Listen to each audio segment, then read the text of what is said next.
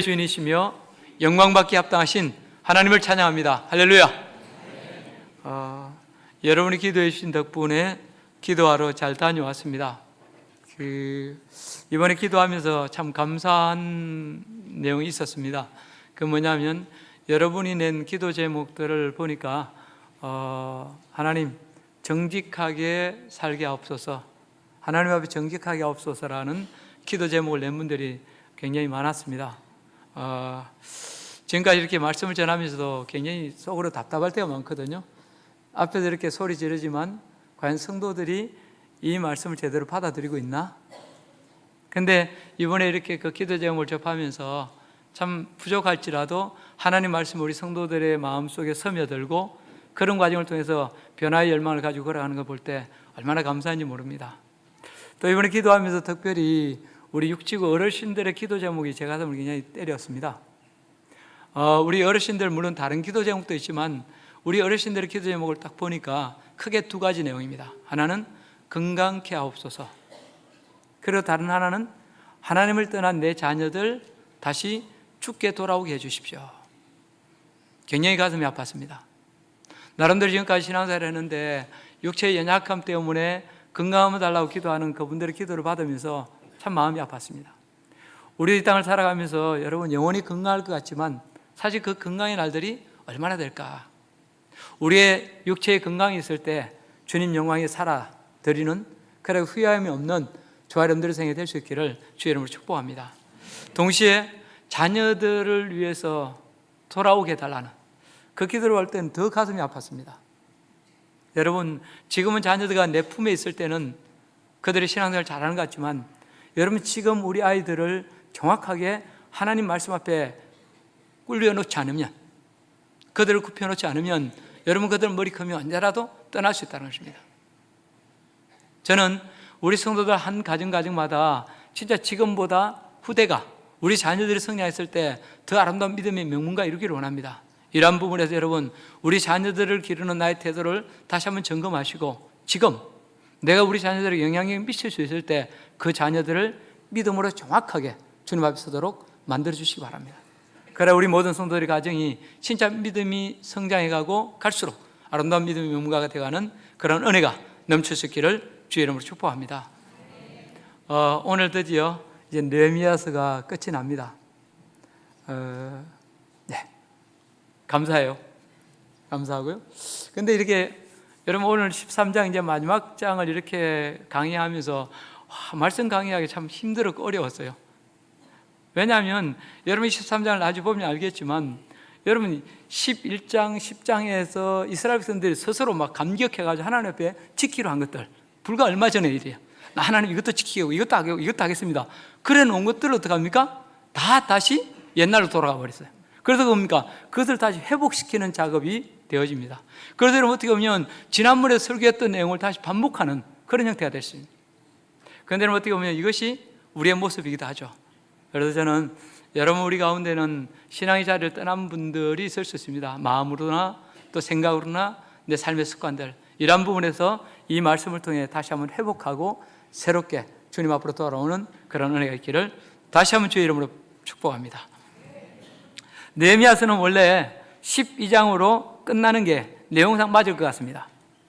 예루살렘 성벽도 완공했고 백성들이 영적으로 크게 각성하여 변화됐고 봉헌식도 아주 성대하게 치렀습니다. 이스라엘 백성들은 기뻐하며 성곽을 돌고 하나님 앞에 예배하며 회복의 절정을 맞았습니다. 그러니 더 이상 할 이야기가 없는 것 아닙니까? 그런데 느헤미야서는 12장에 한 장을 더한 13장으로 이루어져 있습니다. 이유인즉 이스라엘 백성들이 뒤로 가면서 그 회복의 상태를 계속 유지하지 못하고 타락했기 때문입니다. 그들도 모르는 사이에 우상 숭배자들의 영향이 이스라엘 가운데 조금씩 퍼지고 있었습니다. 다시금 이방인들이 그들 가운데 섞여 살기 시작했고 세속주의가 그들 가운데 들어오기 시작했습니다. 다시금 이스라엘 백성들은 말씀을 떠나 세상과 타협하고 있었고 하나님께 드리는 예배도 내용을 상실한 채 말 그대로 종교의식으로만 행해지고 있었습니다. 이 얼마나 안타까운 일입니까? 그런데 조금만 정직하게 돌아보면 우리의 모습도 이스라엘 백성과 별반 다르지 않습니다. 인간은 언제든지 변질될 수 있는 존재입니다. 따라서 회복되었다고 해서, 지금 내 믿음이 좋다고 해서, 일이 잘 풀린다고 해서 절대 안심할 수가 없습니다. 잘 될수록 조심해야 합니다. 언제든지 무너질 수 있고 언제든지 사단의 공격 대상이 될 수 있기 때문입니다.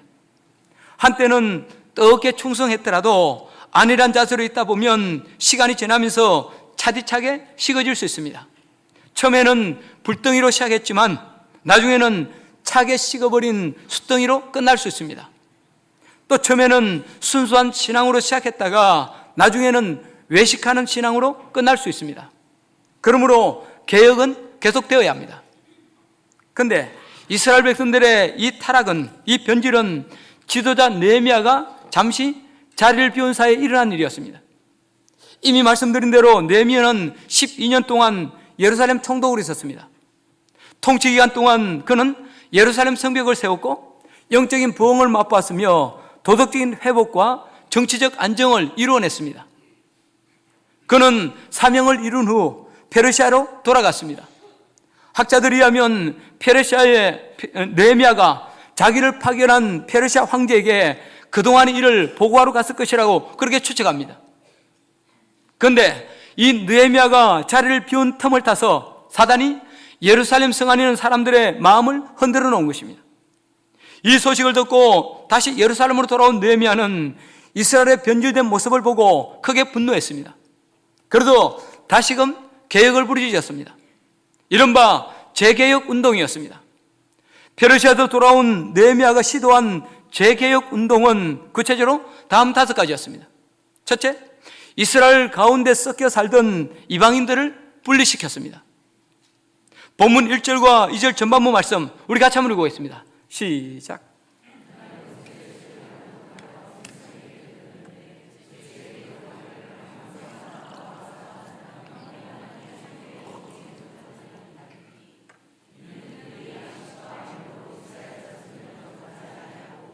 도리어 발람에게 뇌물을 주어 저주하게 하였습니다. 느헤미야가 자리를 비운 사이에 암몬과 모압 사람들이 이스라엘 백성 사이에 섞여 살기 시작했습니다. 그렇다면 이 암몬과 모압이 누구입니까? 아브라함의 조카였던 롯이 소돔과 고모라가 멸망한 후 두 딸과 부지중의 관계를 맺고 낳은 자식들이었습니다. 혈통적으로 아브라함과 아주 깊은 관계에 있었지만 그들은 하나님과 멀어져 결국 이방인으로 전락하고 말았습니다. 그런데 이 암몬과 모압 사람들이 이스라엘 가운데 섞여 살면서 그들이 섬기던 이방신과 우상이 이스라엘 백성들 마음속으로 흘러 들어왔습니다. 그 결과 이스라엘 백성들은 하나님을 떠나 우상을 섬기고 저주받을지도 모른다는 두려움이 그들의 마음을 크게 흔들어 놓았습니다. 특별히 발람이 한 그 저주가 그들 마음속에 심겨지면서 두려워하게 됐습니다. 그때 하나님께서 본문의 말씀을 들려주심으로 그들 가운데는 암몬과 모압 사람들을 쫓아내라고 명령하셨습니다. 즉 암몬이나 모압 자손과의 영적인 교통을 끊으라고 하신 것입니다. 그러던 이스라엘은 그들 가운데 섞여 살던 모압과 암몬 자손을 모두 내몰았습니다. 그리고 과거 발람을 통해서 이스라엘을 저주했던 그 내용에 대해서, 그러나 우리 하나님이 그 저주를 돌이켜 복이 되게 하셨다고 선포합니다. 여러분, 이제 우리도 마찬가지입니다. 아무리 믿노라 할지라도 세상 사람들과 섞이다 보면 우리 마음이 세상의 가치관에 동화되곤 합니다. 자녀를 양육할 때 우리 한결같은 결심, 우리 한결같은 바람이 무엇입니까? 세상이 어떠하든지 나는 내 자녀를 하나님의 말씀과 기도로 양육하겠다. 반드시 믿음의 자녀 만들겠다. 그런데 이웃집 엄마들과 세상 돌아가는 이야기, 최신 교육 정보들을 나누다 보면 갑자기 불안이 엄습해 옵니다. 야, 말씀과 기도도 좋지만 이러다 내 자녀 바보 만드는 거 아니야? 나도 정신 바짝 차려야지. 이런 조바심이 들면서 순식간에 세상에 마음을 빼앗겨 버립니다. 직장생활도 여러분 마찬가지입니다. 오늘도 청지기로 하나님의 영광을 드러내겠다고 단단히 마음 먹고 출근을 합니다. 그때만 해도 얼마나 마음이 뿌듯하고 감사한지 모릅니다. 근데 회사에 가보니 누구는 줄을 잘 타서 승진했다더라. 누구는 이번 일로 한 건 잡아가지고 집을 샀다더라. 그런 소리가 들립니다. 그러면 내 안에 갑자기 비교의식이 발동을 합니다. 아침만 해도 하나님을 인해 그렇게 감사하던 자신이 갑자기 무능한 자, 실패자로 느껴져 의기소침해집니다. 그리고 그때부터 세상의 가치가 우리를 지배하기 시작하는 것입니다. 또 주일에 하나님 앞에 나와 찬양하고 말씀 듣고 은혜 받아서 집으로 돌아갈 때만 해도 얼마나 감사하고 좋습니까? 그런데 집에 가서 가족들이 하는 행동을 보면 갑자기 천불이 납니다. 그래서 받는 바 은혜를 다 까먹어버리고 다시 세상으로 돌아가 버리고 맙니다. 그래도 여러분, 로마서 12장 2절에서 사도 바울이 뭐라고 했습니까? 우리 같이 한번 읽어보겠습니다. 시작.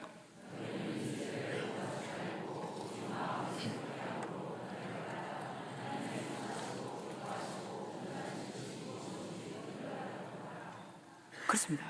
여러분, 우리가 세상에 흔들리지 아니하고 믿음으로 승리하기 위해서는 너희는 이 세대를 본받지 마라. 마음을 새롭게 함으로 하나님의 선하시고 기뻐하시고 온전하신 뜻이 무엇인지 분별하도록 하라. 이 세대를 본받지 않고 우리를 향한 하나님의 뜻을 알기 위해서 우리가 고민하고 생각하고 기도하는 삶을 살아갈 때 세상에 휘둘리지 않고 말씀 가운데 승리하는 삶을 살 수 있다는 것입니다. 그렇습니다, 여러분. 모압과 암몬 사람들이 섞여서 세상 가치가 우리 안에 들어오면 절대로 행복할 수 없습니다. 따라서 오늘 이스라엘 백성들처럼 우리 자신을 세상적 가치로부터 단호하게 분리시켜야 합니다.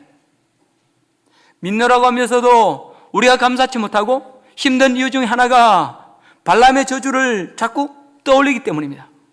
하나님을 거부하는 세상은 오늘도 부정적인 생각이나 과거의 실패들을 자꾸 들춰내서 우리 안에 심어줍니다. 그래, 난 안 돼. 옛날에도 안 됐는데 믿는다고 되겠어? 봐, 어차피 모든 것이 안 되는 쪽으로 가고 있잖아. 응? 해봐야 소용없어. 별 볼 일 없어. 난 안 돼. 이런 부정적인 영향 따위는 단칼에 물리치고 영적 승리자로 살면 좋겠지만 세상에 발을 딛고 사는 한 그 영향으로부터 자유로울 수가 없습니다. 이것이 우리의 비극적인 모습입니다. 지금은 그렇지 않지만 40대까지만 해도 목사인 나도 한 번씩 그럴 때가 있었습니다. 시골 출신에다가 환경이나 가정 형편이 좋지 않아 힘든 시기가 있었습니다. 대학에 떨어져서 재수했던 아픈 기억이 있습니다. 그런 실패의 경험, 힘들고 어려운 경험이 있기 때문에 더 감사하고 오늘의 내가 될 수 있었습니다. 그런데도 불구하고 때로는 그것이 내 마음을 사로잡을 때가 있습니다. 야, 넌 촌놈이잖아. 과거 대학에 떨어졌잖아. 넌 가난한 환경에서 자랐잖아. 그래도 넌 이것도 못 해보고 저것도 못 해봤잖아. 게다가 넌 작고 얼굴도 못생겼잖아. 그런 네가 뭘 한다고. 웃긴다 웃겨. 관두라. 여러분, 분명한 것은 그건 과거일 뿐이고 이미 현실이 아니라는 것입니다. 그런데도 어느 순간인간 그런 마음이 슬며시 올라옵니다.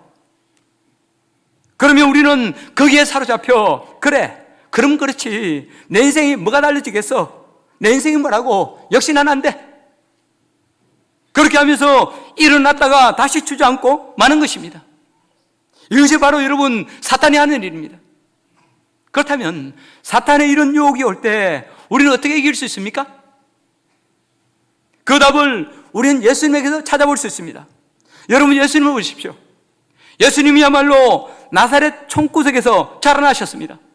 오죽하면 나사렛에서 무슨 선한 것이 나겠느냐, 그렇게 하며 천대받던 동네 아닙니까? 태어날 때 방한간도 제대로 구할 수 없어서 냄새나는 짐승의 구유에 누우셨던 예수님. 예수님의 족보에는 심지어 창녀도 있습니다. 가난한 목수의 아들인 예수님은 학교를 다닌 적도 없고 세상적으로 내세울 것이 전혀 없었습니다. 어려서 아버지를 여의고 그야말로 소년가장으로 그렇게 살 수밖에 없었습니다. 그러나 우리 예수님께는 출신이나 자란 동네나 무학이나 가난한 집안 환경 등 과거는 전혀 문제되지 않으셨습니다. 왜? 예수님은 자신이 누구인지를 분명히 아셨기 때문입니다. 하나님의 아들이라는 자기 정체성이 분명하신 예수님은 사람들의 판단이나 빈약한 과거의 백그라운드를 전혀 개의치 않으시고 조정기를 묵묵히 가셨습니다. 그래야 마침내 인류 구원의 놀라운 역사를 이루실 수 있었습니다. 여러분, 이 점은 비단 예수님뿐만이 아닙니다. 성경에 나오는 아름다운 신앙 인물들을 보십시오. 그들 모두 다 약점이 있고 아픈 과거가 다 있습니다. 그럼에도 불구하고 그들은 뭡니까? 하나님 주신 새로운 신분 안에서 승리하는 삶을 갖고 갈 수 있었습니다. 여러분, 우리가 세상에 온갖 가문이설이나 정죄에 굴하지 않고 승리하는 비결이 무엇입니까? 그것은 우리의 영적인 족보를 확실히 하는 것입니다. 세상 족보 따지면, 아니 세상 족보 생각하면 우리는 기죽을 수밖에 없습니다. 그러나 우리의 영적인 족보를 보면 소망이 있습니다. 이 세상 그 누구도 감히 범접할 수 없는 존귀함이 있습니다. 왜 그렇습니까? 오늘 저와 여러분은 예수 그리스도 안에서 하나님의 아들, 하나님의 딸이 되었기 때문입니다. 하나님의 위대한 상속자들이 되었기 때문입니다. 사실 정경 씨나 이건희 씨 같은 재벌의 자녀만 돼도 여러분 얼마나 엄청난 일입니까?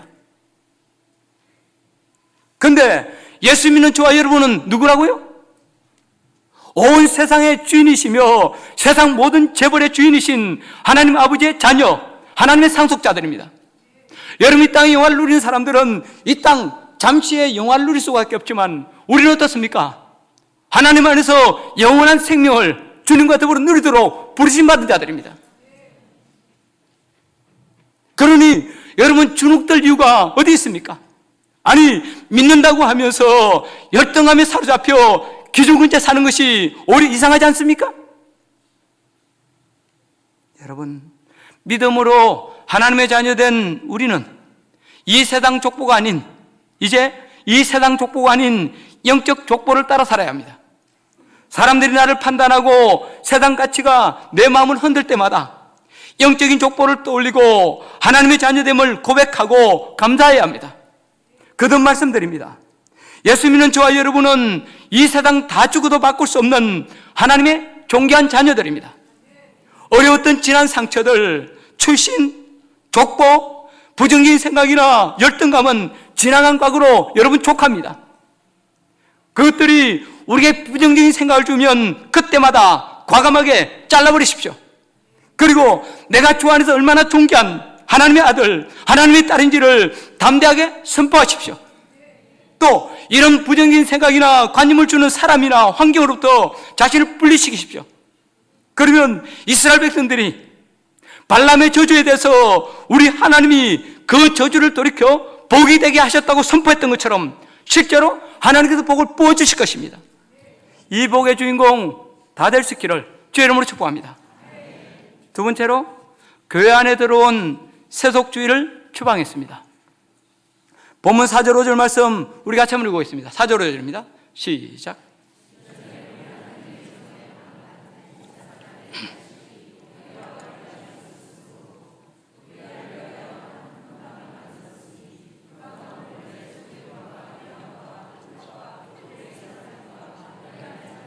문지기들에게 11조로 주는 곡물과 새 포도주와 기름과 또 제사장들에게 주는 그 제물을 두는 곳이라. 자, 여러분, 이 말씀을 자세히 보면 예수님의 성전 정화 사건이 연상되는 그런 장면입니다. 지금 어떤 일이 벌어지고 있습니까?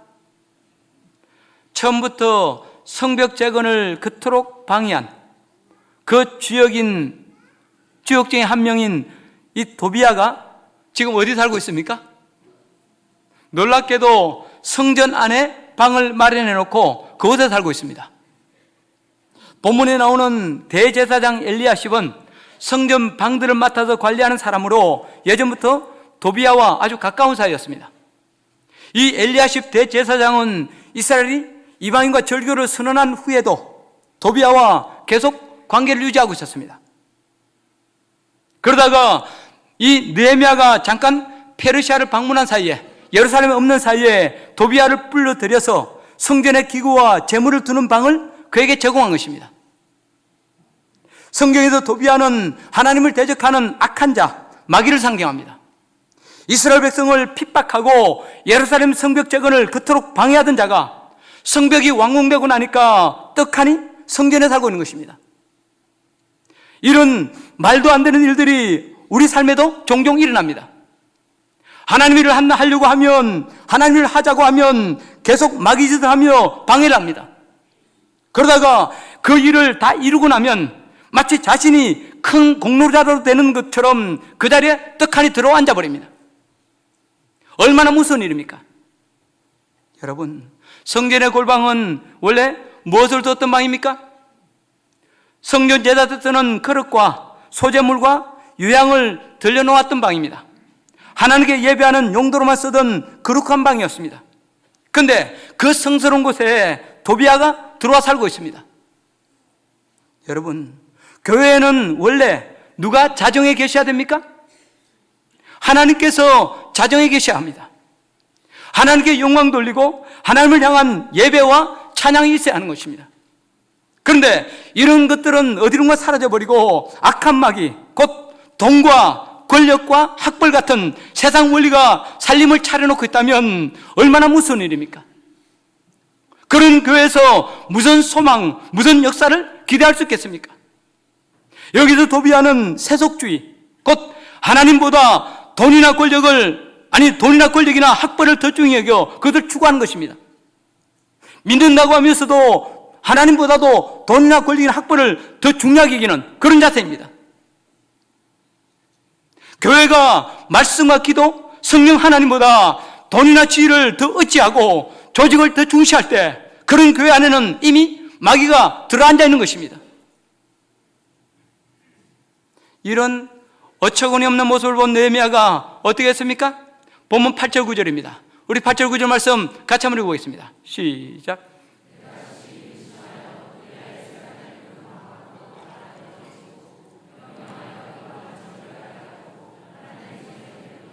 소재물과 유향을 다시 거리로 들려놓았느니라.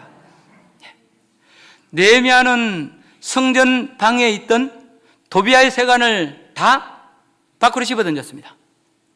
그리고 그 방을 정결케 한 후 원래 있던 성전 그릇과 소재물과 유향을 다시 갖다 놓았습니다. 그리하여 도비아로 인해 더럽혀진 성전을 다시 정결케 했습니다.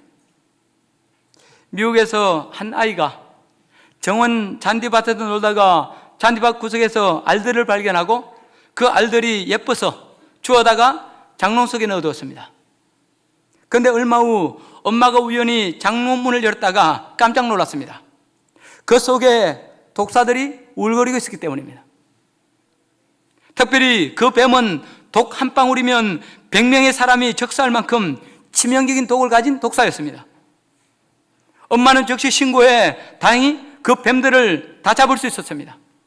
알고 보니 아이가 잔디밭에서 놀다가 알들을 발견하고 신기해서 그 알 몇 개를 장롱 속에 넣어두는데 그게 부화해서 커져버린 것입니다. 나중에 전문가가 엄마가 먼저 발견했으니 천만다행이지 만일 아이가 열고 만졌더라면 적사했을 것이라고 그렇게 말했습니다. 여러분, 신앙생활하면서 만남은 너무너무 중요합니다. 만날수록 은혜가 되고 기도하고 싶어지는 관계는 좋은 만남입니다. 반면에 기분이 별로 좋지 않고 부정적인 생각이 든다면 주의를 해야 합니다. 사사로운 이해관계에 얽매여서 좋지 않은 관계를 단호히 자르지 않고 엘리야십처럼 유지한다면 언제 치명적인 피해를 입을지 모릅니다. 내 안에 부정적인 것들, 여러분 독사가 또아를 떨고 있음에도 불구하고 내 욕심을 이기지 못해서 계속 품고 있다면 그로 말미암아 언제 죽음을 당할지도 모릅니다. 실제로 주위에 보면 이런 잘못된 관계 때문에 땅을 치며 후회하는 사람들 얼마나 많습니까? 사랑관계뿐만 아니라 내 안에도 이런 도비아가 도사리고 있을 수 있습니다. 믿는다고 하면서도 세상과 적당히 타협하는 마음, 거짓말하고 술 취하고 음란하고 방탕한 습관이 있다면 빨리 잘라버려야 합니다. 세상적인 정리 때문에 내 욕심 때문에 이런 도비아를 그대로 허용한다면 결국 내 삶은 어느 한순간에 치명타를 입고 무너져 내리게 됩니다. 따라서 우리가 진짜 흥하고 살기 위해서는, 아니 하나님의 은혜 가운데 거하며 주님 주시는 복을 누리기 위해서는 죄와 단절하고 도비아를 내버리는 과단성 있는 결단이 필요합니다. 거듭 말씀드립니다. 교회 안에 들어와 있는 세속적 가치들을 끊어버리는 것, 내 안에 또아리를 틀고 있는 악한 탐욕과 불신앙을 깨끗이 청산하는 것, 이것이 바로 개혁의 시작입니다. 인간의 시간이 지나면 알게 모르게 오염되고 때가 낄 수밖에 없는 존재입니다. 그렇기 때문에 날마다 개혁해야 합니다. 날마다 회개해야 합니다. 사랑하는 성도 여러분, 혹시 내 안에 도비아와 같은 좋지 못한 습관이 남아있지는 않습니까?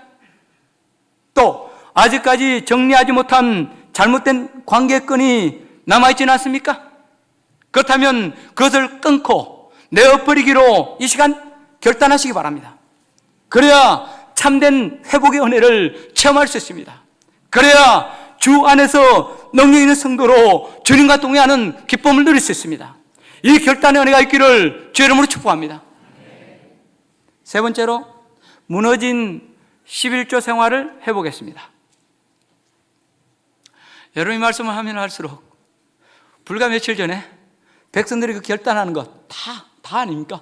스스로 막 좋아가지고 결단한 내용인데 다시 또 회복했다 하니까 여러분 얼마나 웃깁니까? 제가 말씀하면서도 너무너무 힘들어요. 근데 이것이 우리의 모습이라는 것, 얼마나 또 놀라운 일입니까? 예루살렘 성벽을 완공하고 영적 각성 집회를 하는 과정에서 이스라엘 백성들은 자발적으로 소산물의 첫 열매와 11조를 바치기로 하나님과 약속했습니다. 그런데 느헤미야가 없는 상황에서 세상 가치가 들어오니 그들은 점점 약속을 지키지 않았습니다. 분명 자기들이 먼저 약속해놓고 지키질 않았습니다. 이처럼 이스라엘 백성들이 첫 소산물과 11조 생활을 안 하게 되자 어떤 일이 벌어집니까? 11조로 생계를 유지하던 레위인들이 굶어 죽는 그런 지경에 처하게 됩니다.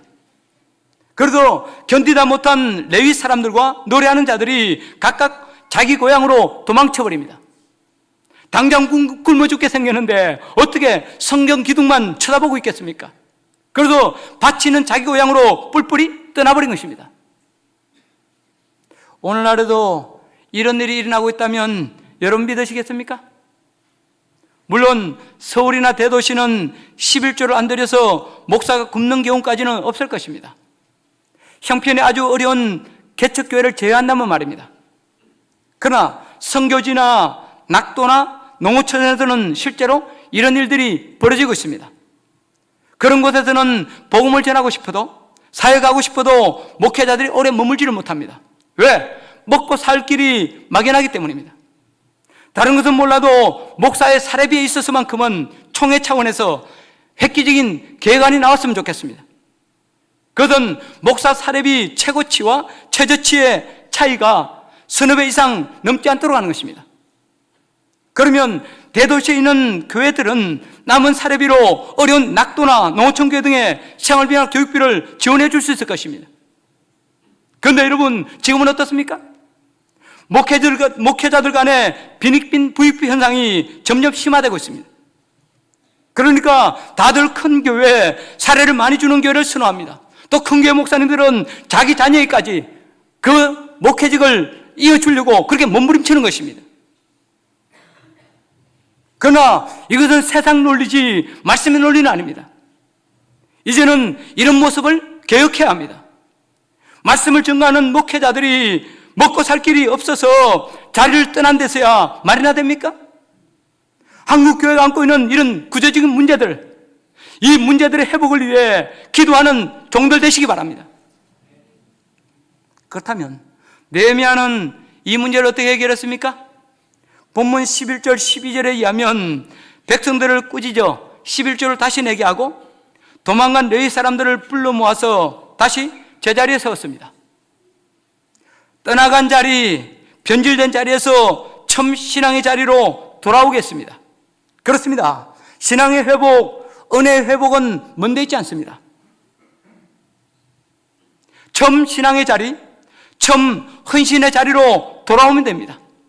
세상같이 흔들려 멀어진 하나님과의 관계, 깨트린 헌신의 약속이 있다면 이제라도 빨리 제자리로 돌이키시기 바랍니다. 그래야 회복이 있고 하나님의 역사가 있습니다. 우리 교회에 등록하는 분들 중에는 새 신자도 있지만 기존 신자들도 꽤 많습니다. 그분들에게 가끔 우리 교회에 어떻게 나오게 되었습니까? 라고 물으면 신앙생활의 첫 마음을 회복하고 싶어서요. 첫 마음, 첫 중심을 회복하고 싶어서라고 대답하는 경우가 의외로 많습니다. 저는 그들의 이야기를 들으면서 신앙의 자리, 곧 예수님을 만났을 때 가졌던 첫사랑과 헌신의 자리로 돌아가는 것이 얼마나 중요한가 새삼 깨닫곤 합니다. 동시에 신앙의 회복에 목말라 하는 우리 성도들의 간절한 외침을 듣곤 합니다. 요한계시록 2장 5절에 보면 에베소 교회가 무서운 책망을 받고 있습니다. 거기서 예수님이 직접 뭐라고 하셨습니까? 그러므로 어디서 떨어졌는지를 생각하고 회개하여 참 행위를 가져라. 만일 그래하지 아니하고 회개하지 아니하면 내가 내게로 가서 내 촛대를 그 자리에서 옮기리라. 여러분께서 촛대를 옮긴다는 말은 뭡니까? 교회를 없애버리겠다는 말입니다. 뭐라고 말씀합니까? 그러므로 어디서 떨어졌는지를 생각하고 회개하여 참 행위를 가져라. 그렇습니다. 믿는 우리가 진짜 하나님의 복을 누리면, 그리스도인으로서 하나님 주시는 은혜 가운데 거하려면 어디서 떨어진지를 생각하고 예수님을 만난 첫사랑의 마음, 순수한 헌신의 자리로 돌아가야 합니다. 그래야 살 길이 생기고, 그래야 진정한 축복의 주인공으로 우뚝 설 수 있습니다. 그런데 벗어난 상태에 가면으로 돌이킨 잘못된 자리에서 제자리로 돌아가기 위해서는 결단과 용기가 필요합니다. 사랑하는 성도 여러분, 오늘 저와 여러분들이 서 있는 자리는 어디입니까? 혹시 하나님이 있으라고 하신 그 자리를 벗어나 있지는 않습니까? 첫사랑과 헌신의 간격은 잃어버린 채 엉뚱한 곳에서 방황하고 있지는 않습니까? 이제라도 어디서 떨어지는지 진지하게 돌아보시고 회개할 것 회개하시기 바랍니다. 무엇보다도 말씀의 은혜를 사모하여 하나님 말씀에 집중하시기 바랍니다. 그래 그 말씀이 여러분의 영혼을 기경하는 은혜를 체험하시기 바랍니다. 그리하여 처음 순수했던 그 신앙의 모습을 빨리 회복하시기 바랍니다. 또 하나님과 한 약속이 있다면 그 약속의 자리로 속히 돌아오시기 바랍니다. 그럴 때 하나님 주시는 회복의 은총을 덧입을 수 있고 성공적인 실패를 벗어나 성공적인 인생이 될 수 있습니다. 이 돌이킴의 은혜가 오늘 예배하는 저와 여러분들의 삶 속에 있기를 주의 이름으로 축복합니다. 네 번째로 무너진 안식일 예배를 회복했습니다. 15절 말씀 우리 같이 한번 읽어보겠습니다. 15절입니다. 시작.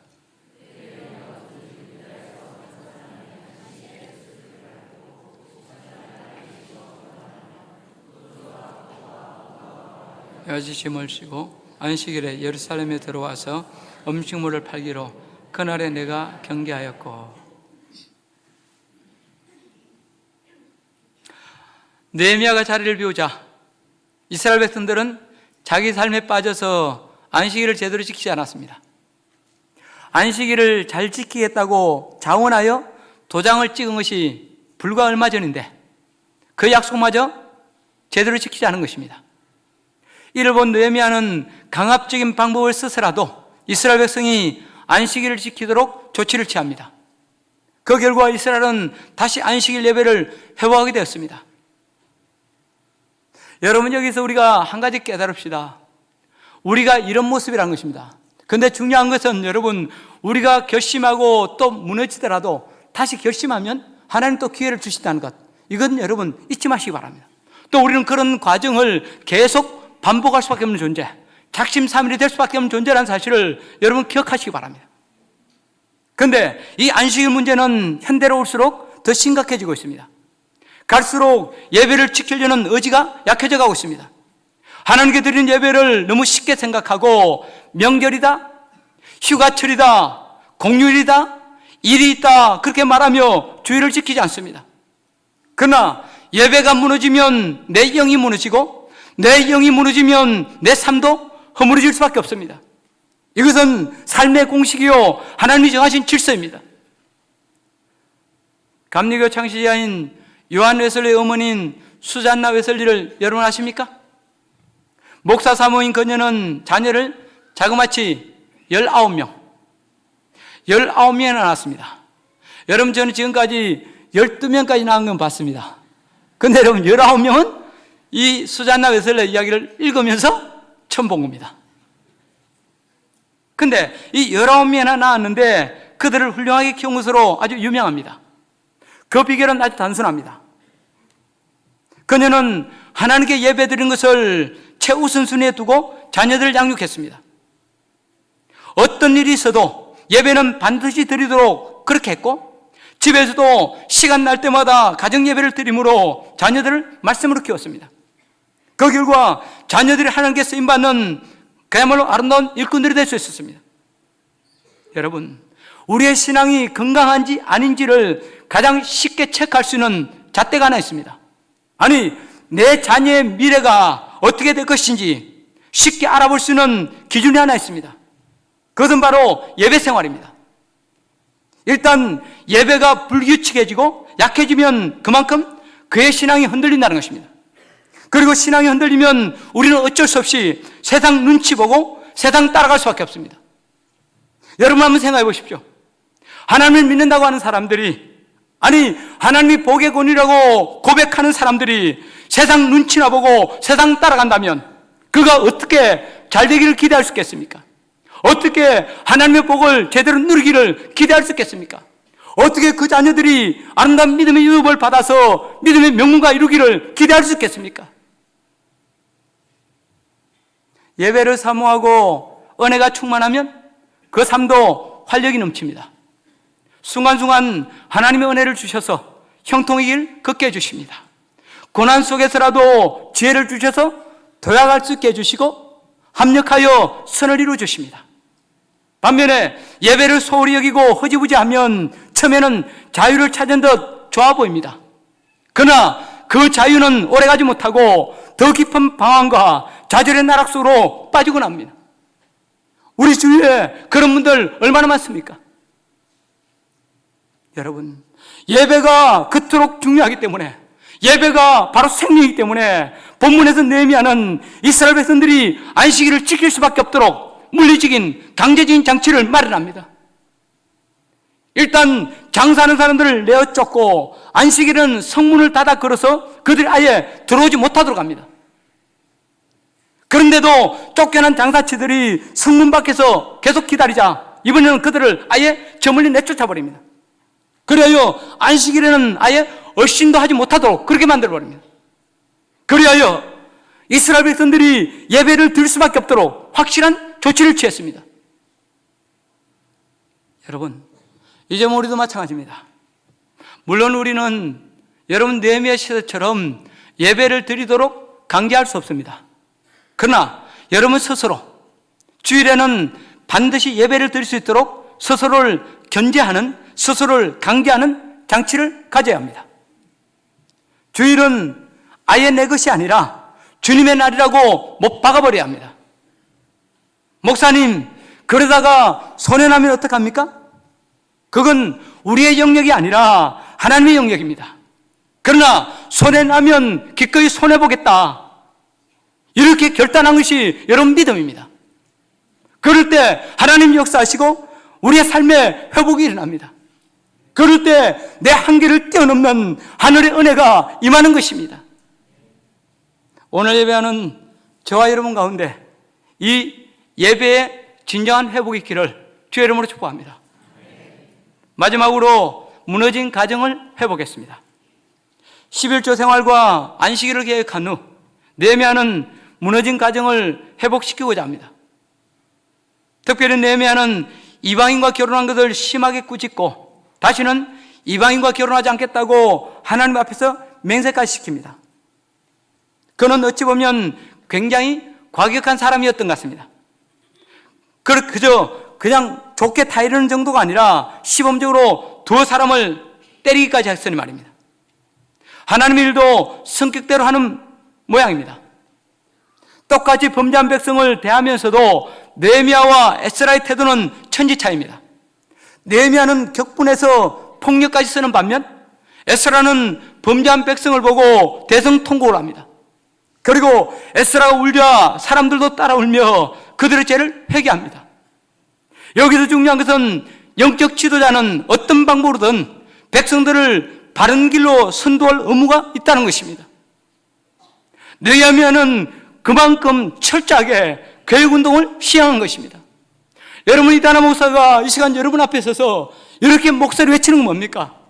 바로 저에게 그런 책임이 주어졌기 때문입니다. 그는 본문에서 솔로몬의 예를 들어서 이방 결혼이 초래할 무슨 결과를 경고합니다.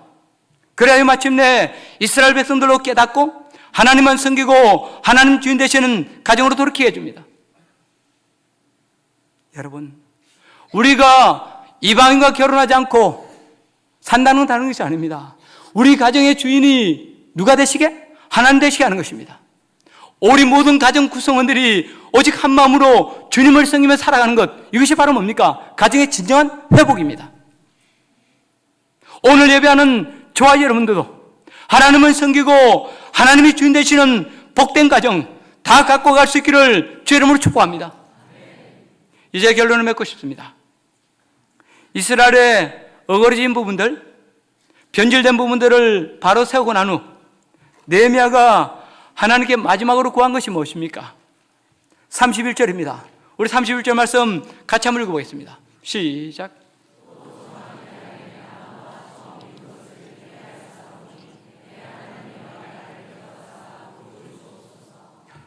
내 하나님이여 나를 기억하사 복 주시옵소서.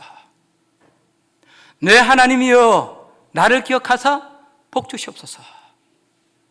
여러분, 느헤미야서를 보면 느헤미야가 하나님께 기도할 때마다 항상 이것을 기도했습니다. 그렇죠?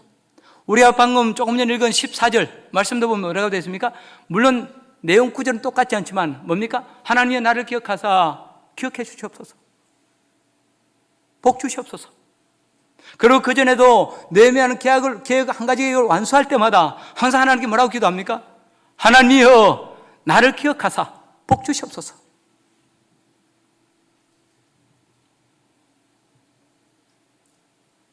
느헤미야서는 결국 기도로 시작해서 기도로 끝나고 있습니다.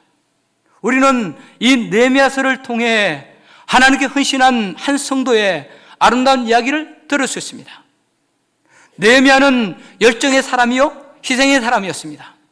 하나님을 향한 열정 때문에 자신의 기득권도 포기한 채 예루살렘 성벽을 재건했습니다.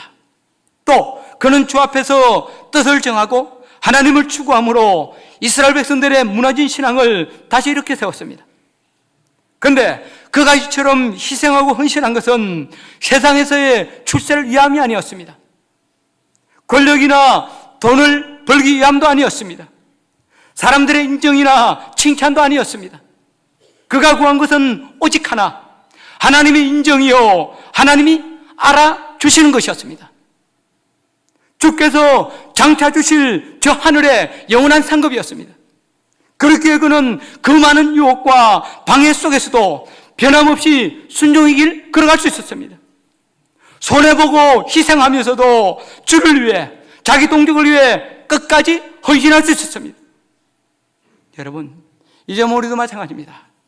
비록 부족하고 연약할지라도 세상 사람들을 우리를 무시할지라도 그리스도인으로 오직 하나님 바라보고 살 때, 오직 하나님의 인정만을 구하며 살 때 우리는 변질되지 않고 믿음의 길 끝까지 갈 수 있습니다. 이 땅이 아니라 잠시 있다가 사라지고 말 이 땅이 아니라 저 하늘나라의 영원한 상급을 바라보며 그 상급을 소망하며 살 때 우리는 세상에 휘둘리지 아니하고, 아니 세상에 동화되지 않고 이 세상을 변화시키는 진정한 개혁자들이 될 수 있습니다. 사랑하는 성도 여러분, 오늘날 이 한국교회, 아니 이 세계교회를 바라보며 여러분 무엇을 느끼십니까? 21세기 한국교회는 제2의 느헤미야가 필요합니다. 제2의 느헤미야가 반드시 나와야 합니다. 부디 한국교회 안에서, 아니 우리 교회 가운데서, 바로 여러분과 여러분의 자녀 가운데서 이런 인물들이 나와서 이 나라의 민족, 이 사회와 무너진 가정, 교회와, 아니 저 북한까지 살리는 그런 역사를 이루어갈 수 있기를 주의 이름으로 축복합니다. 찬양하고 기도하겠습니다.